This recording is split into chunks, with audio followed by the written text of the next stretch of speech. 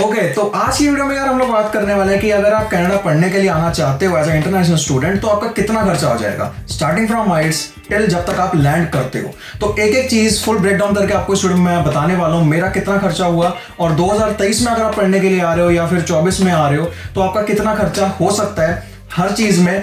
Medical हो गया, आपका आईएलटीएस हो गया, आपकी फ्लाइट्स होगी, कॉलेज फीस, सब कुछ इन डिटेल इस वीडियो में हम लोग कवर करने वाले हैं। So without wasting any more time शुरू करते हैं। ओके तो जो सबसे पहला खर्चा आता है जब आप कनाडा जाने का सोच रहे हो वो है आपका आईएलटीएस का एग्जाम। तो सबसे पहले मैं आपको बताता हूँ मेरा कितना एक्सपेंस आया था जब मैंने आईएलटीएस अपनी दी थी।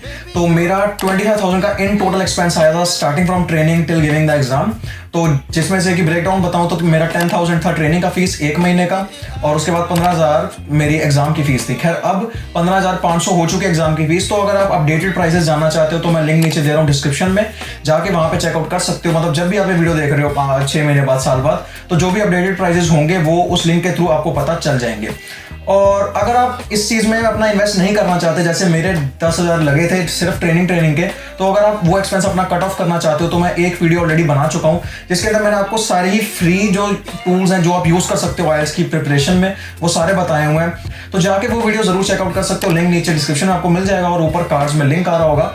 ओके तो जो यार नेक्स्ट खर्चा आता है आपके आईएलटीएस एग्जाम देने के बाद वो है आपकी एजेंट की फीस। अब मैं अगर अपनी बात करूं तो मेरी 10,000 एजेंट की फीस गई थी, बट ऐसे बहुत सारे एजेंट्स हैं जो कि आपको फ्री ऑफ कॉस्ट भी सारी आपकी फाइल प्रोसेस करके देते हैं।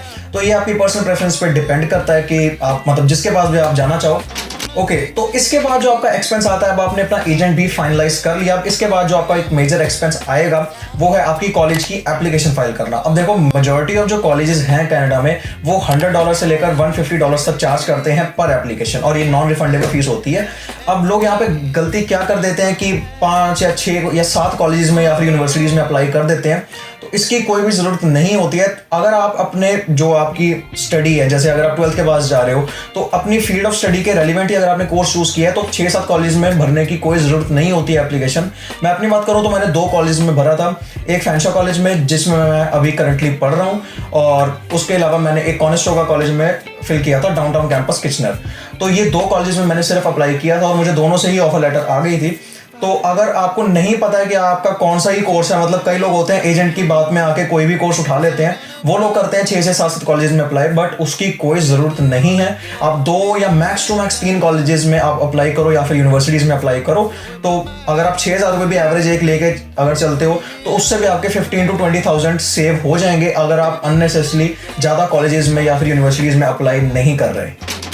ओके तो अब आपने कॉलेज में अपनी एप्लीकेशन फाइल डाल दी थी और आपको ऑफर लेटर मिल चुका है 2 या 3 कॉलेज या फिर यूनिवर्सिटीज से। अब जो आपका मेजर एक्सपेंस आता है वो है फीस पे आउट करना। अब देखो जो भी आपकी फीस होगी, अब मान लो मैं अपना एग्जांपल बताऊं तो मेरी 35,000 फीस थी 2 सालों की, तो 1 साल की अप्रॉक्स बनती है 17,200 के आसपास।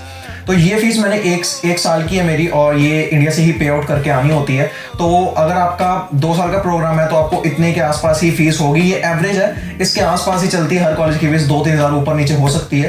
तो यस ये आपका एक मेजर एक्सपेंस हो सकता है। मेरी बात करूं तो मैंने 11 लाख की फीस पे आउट की थी 1 साल की इंडिया से।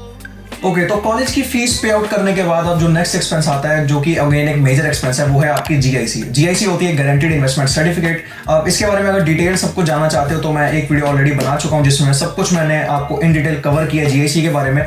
तो उसका भी लिंक नीचे आपको डिस्क्रिप्शन में मिल जाएगा और ऊपर आई बटन में लिंक होगा, जाकर चेकआउट कर सकते हो। इस वीडियो के बाद देखना, इसको पूरा देख लो। अब जीआईसी की बात करूं तो यार आपका $10,200 तक का एक्सपेंस आ सकता है। अब अगर स्कॉशिया बैंक जो कि एक मेजर बैंक है जिसके अंदर स्टूडेंट्स अकाउंट ओपन करवाते हैं तो उसके अंदर $10,200 की फीस चार्ज होती है। अब ये आपका अप्रोक्सीमेटली बनता है 6.5 लाख के आसपास और ये डिपेंड करता है एक्सचेंज रेट पे। तो जब भी आप पे आउट कर रहे हो जीआईसी तो एक्सचेंज रेट जो भी होगा उसके हिसाब से आपकी जीआईसी ऊपर नीचे थोड़ी हो सकती है। मैंने भी 6.5-6.7 लाख के आसपास पे की थी। तो इस वीडियो के रेफरेंस के लिए मैं 6.6 लाख को एक एवरेज मान रहा हूँ मेरे लिए।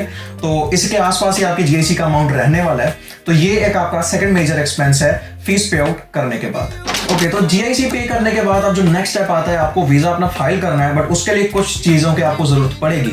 सबसे पहला मेडिकल। अब देखो मेडिकल जो है अगर आप दिल्ली जैसे किसी एरिया में रह रहे हो तो एक आपको जगह मैं बता सकता हूँ जहां से मैंने मेडिकल करवाया था और आप वहां से मेडिकल करवाओ तो थोड़ा सा आपको सस्ता पड़ेगा, 500-600 हज़ार रुपए का डिफरेंस पड़ता है। वो है साधु वासवानी मिशन मेडिकल सेंटर।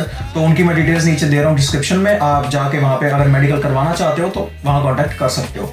मतलब करवाने को मैक्स में भी करवा सकते हो, बट मैक्स का एक तो रेट थोड़ा सा ज़्यादा होता है, वहाँ पे भीड़ आपको ज़्यादा मिलेगी और वहाँ पे मतलब रेट वो आपको इसलिए ज़्यादा चार्ज करते हैं कि थोड़ा सा जूस वगैरह आपको पिला देंगे और उस चीज़ का इतना ज़्यादा हॉस्पिटैलिटी बोल के रेट चार्ज कर लेते हैं।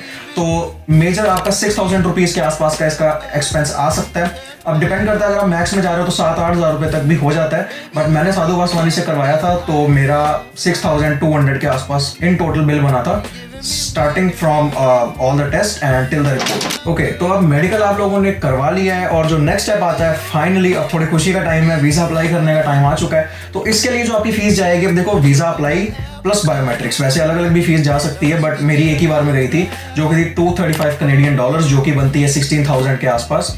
तो हम 15,000 इस वीडियो के लिए अब हम एक रेफरेंस मान रहे हैं, तो आपका 15-16 हज़ार के आसपास इसका खर्चा आने वाला है। तो मिला के $235 कनेडियन आपको पे करने पड़ेंगे वीज़ा अप्लाई करने के लिए और बायोमेट्रिक्स देने के लिए। ओके, तो वीज़ा अप्लाई करने के बाद अब नेक्स्ट जो आपका एक्सपेंस आएगा वो है शॉपिंग का। अब शॉपिंग भी आपकी पर्सनल प्रेफरेंस पे डिपेंड करती है।